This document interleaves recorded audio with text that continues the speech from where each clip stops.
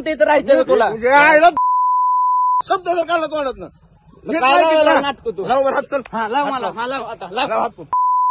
लाव लाव काय विषय काय विषय इथं राहा. इथं राहायचं का म्हणतोय इथं राहायचं म्हणजे तू नीट राहा. हा काय दिवसानं काय- आमचं गाडीचा धक्का लागला त्याच्या. अरे तू टाका लागला म्हणजे मागे लावतो तू सरक मागं.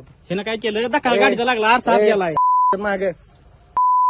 कुठला आहे रे तू? बघ माझं नीट राहायची कधी राहू तुझ्या आजानं सेवा केली म्हणून मी गप आहे नाही तुमच्या माझ्या मान मुरगाळील हो मी नाटक करतो ना फडफड फडफड जोर त्याच्या अवकात ना अजून पुढे यायची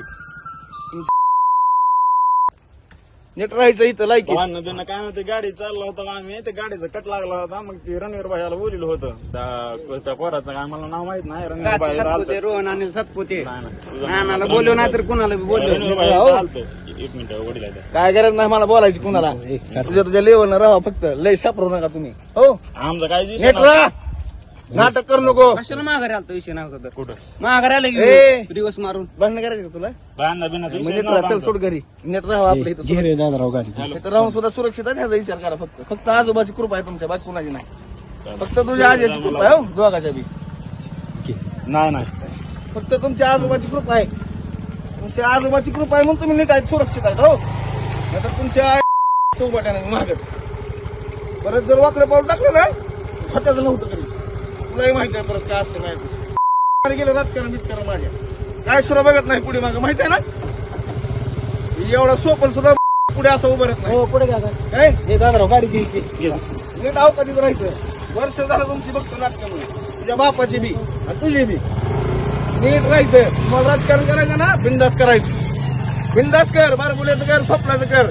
वाकडे पाऊल जर टाकलं तर फत्याचं नव्हतं होईल आणि ह्याला जबाबदार तुम्ही असतात तुलाही माहिती आहे झेपणार आहे का मी झेपणार आहे का झेपणार आहे तुम्हाला झेपणार आहे का तुम्हाला झेपणार आहे का रणवीर भाई आपलं काय झेपणार आहे का उत्तर दे झेपणार आहे बारक्याला तर झेपत नव्हतं. मग नीट लायकीत राहा सुरक्षित तू कुठं राहतो इथं जरा सुरक्षित आहे ना सुरक्षित कशामुळे आहे? आजमुळे तेवढंच फक्त लक्षात त्या आज्याची पुण्य आहे म्हणून तुझ्यावर हात उचलला. त्या दिवशी माझं डोकं हललं त्या दिवशी इसरल मी पुण्य इसरल मी सगळी जुनी ती इसरायला लावू नका फक्त तुझ्या रामभाऊची फक्त पुण्य आहे तुमच्या घरावर तुझ्या आज्यानं लय केलंय पार्टीसाठी म्हणून आम्ही गप्प आहे ज्या दिवशी सरकल त्या दिवशी इसर संपल सगळं हो